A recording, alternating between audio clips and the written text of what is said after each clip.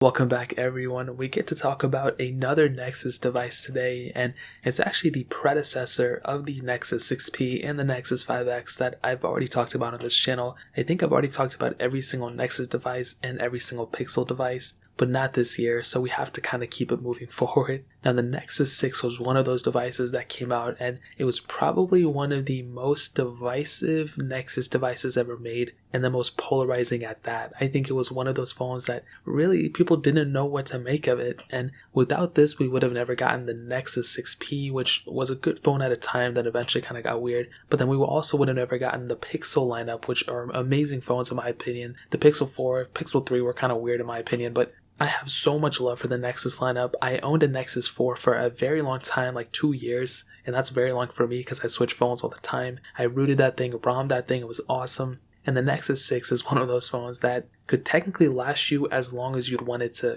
last you for. Yeah, it doesn't have all the bells and whistles that, this year's phones have, but it does have some cool capability of modifying it. If you're one of those people who love modding their phones, this is one of the greatest phones you have that capability of doing. Now, when this thing came out, came out in 2014, so almost 6 years ago, which is pretty crazy, man. Time is just flying by. And looking on the front, you already see one of the craziest things about this phone. You had a 5.96, pretty much a 6-inch AMOLED display on it. It was 1440p, and if you look at all the phones that are coming out now, you cannot say that this phone kind of pushed that initiative of having the least amount of bezels on it and being broadcasted to a bunch of people in the market. Yeah, there were phones at the time that, like the LG phones, those have always had pretty slim bezels, and there's a lot of other phones in the market that have pretty small bezels as well, but the Nexus 6 design was a crazy thing, especially coming from the Nexus 5 and the Nexus 4. This thing, in terms of the design, was really, really nice at the front, and the panel itself was really good as well. You had front-facing speaker, which was really cool. You had a front camera, which obviously, every phone at the time had. But you had that very slim bezel design and that profile of this phone that looked really, really good. Now, when this thing came out at the time, people really were kind of like polarized about it because, it was pretty big. It wasn't a small phone. It's really hard to keep in one hand. But at the same time, if you look at it now, all these phones are massive. We have 5.5-inch panels in the Plus versions. On the iPhone XS Max, we have a 6.5-inch display. On the Galaxy S20 Ultra, we have even bigger, I think a 6.8-inch display on that. And this is a 5.96-inch panel. So as phones get bigger and bigger, the older ones that were massive at the time don't really look that big anymore, you know what I mean? Now on the bottom we have a micro USB port, we have a headphone jack on this thing, and a single camera on the back, and in terms of the design, that really pretty much covers it up. There's really not too much that, this phone is, crazy at this point. But it's also like not a horrible phone anymore either, it's definitely one of those phones that have held up pretty well, not mostly to do with what it brought at the stock market, not in the stock market, but what it brought as a stock phone, but more so the modifications that you're able to do outside of it. Now this phone does have some splash resistance, some water resistance, and I think for a 2014 phone, it's actually held up pretty decently well, especially with that display. If you look at phones that came out in 2014, like the Samsung Galaxy S5, I believe came out this year, and even like the iPhone 6 and 6 Plus, I mean, this phone is a crazy phone in my opinion, and you had that AMOLED display that was 1440p, you had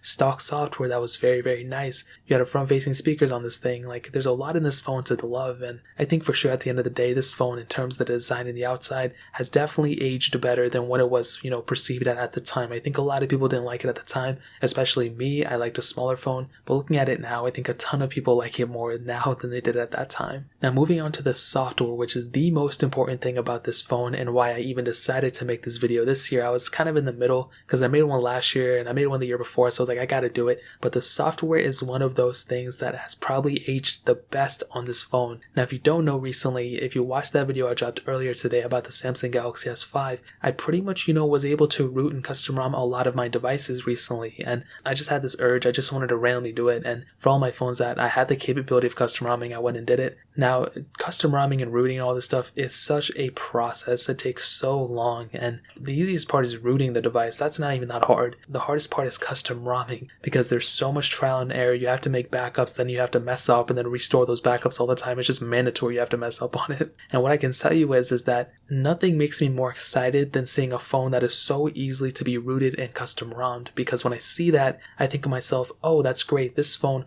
will basically last me as long as people want to keep lasting it for. If there's a large demand for this phone, people will pretty much keep supporting this phone for the most part. And when you look at the Nexus 6, not only is it super easy to root and install custom recovery, if you guys know what that is, but the development community behind this thing is still pretty large, and because of that, whenever a new ROM comes out, for the most part, like a Lineage OS and all these other ROMs, basically people are able to go and take the source code of these things and inject it on the Nexus 6. So all these ROMs basically that are out there, the popular ones, are supported for the Nexus 6. And most of the time, yeah, there's like Verizon models, AT&T models, or whatever. Most of the time people buy the unlocked version. So luckily for you, there's a ton of these things scattered around in the used market and Craigslist and eBay and all those things. I'll leave one link down below if you want to pick it up. But there's such a vast collection of custom ROMs and everything you're able to put on this thing, which are really cool. There's even Android 10 ROMs out for this thing. And when Android 11 comes out, there's going to be Android 11 ROMs out for this thing too. So like I said, this thing will theoretically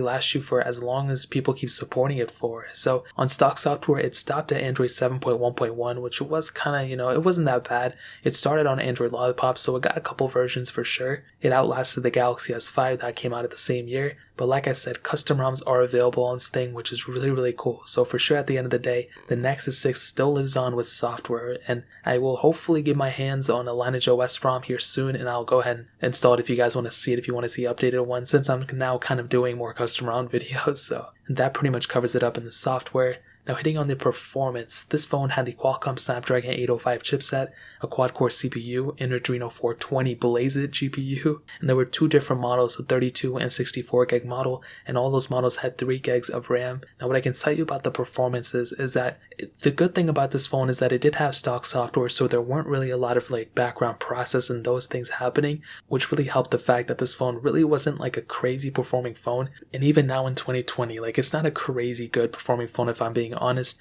but I think it gets the job done for the most part. I think if you're somebody who, wants to, use a phone for a couple months or something like that, as long as you're not comparing it to the newest and latest and greatest, I think you'll be okay for the most part. The best thing, if you do install a newer custom ROM like the Android Lineage OS ones on Android 10, you can get a lot of those cool features that kind of look and make this phone feel a little bit smoother and faster, like the gestures, like the dark mode, like things like that come stock with those ROMs. But I think the performance of this phone, if you're playing a game or whatever, I think it's going to be okay. It's pretty slow for the most part. It's not the fastest thing in the world. It wasn't even the fastest thing at the world at the time. So it's definitely, I will say it's aged a lot better than what I thought it was going to be, but I probably would stay away from this if you're a super intensive user or if you want a phone that's going to last you for a very long time in terms of performance. So what I'll tell you is it's a okay performing phone. If you custom ROM it, I'm sure it'll be a little bit better, but in terms of everything, I don't think it's a great performing phone anymore. So that pretty much covers it up in the performance. Now hitting on the camera, this thing has a single 13 megapixel camera on the back. You have optical image stabilization on it. You can shoot 4K videos on it, which is really cool, but it's an okay camera. I like the camera sensor because there's like the ring flash around it, which is really cool. But I mean, the photos it takes photos, but the Nexus line up until this point really didn't take too good of photos, which kind of, wasn't the best thing and wasn't the best look for this phone either. I think with the next lineup, with the Nexus 6P and 5X, they did a better job at it, but with the Nexus 6, they really didn't do too good of a job. So if you're the one who takes photos all the time, just know that this thing isn't the best performing camera anymore. It wasn't the best at the time. And you're missing out on all those cool features that multiple camera sensors bring. And also on top of that, you're missing out on those software features as well. You don't have portrait mode, you don't have anything like that. So yeah, you can mimic a lot of those things through the App Store, but what good is that if it doesn't come stock? So the cameras on these things are okay for the most part. I would probably recommend you to look elsewhere if you're somebody who takes a lot of photos or anything like that on their phone on a daily basis. So that pretty much covers it up on the camera. Now ending it off with the battery life, this thing has a 3220 milliamp hour battery, and that's not a bad sized battery for a phone like this. Yeah, it does have a big screen, but it kind of has a it's not even that big of a battery anymore, but this thing also has wireless charging, which is really cool. But the main thing to keep in mind is that, like I've said before, this phone came out in 2014, it's 6 years old. The batteries on these phones degrade over time, so it's not at that full 3220. It's probably like 20 something hundred, maybe even like 1900 or something like that, depending on how well the battery was treated and everything like that. So chances are the battery probably isn't the best anymore.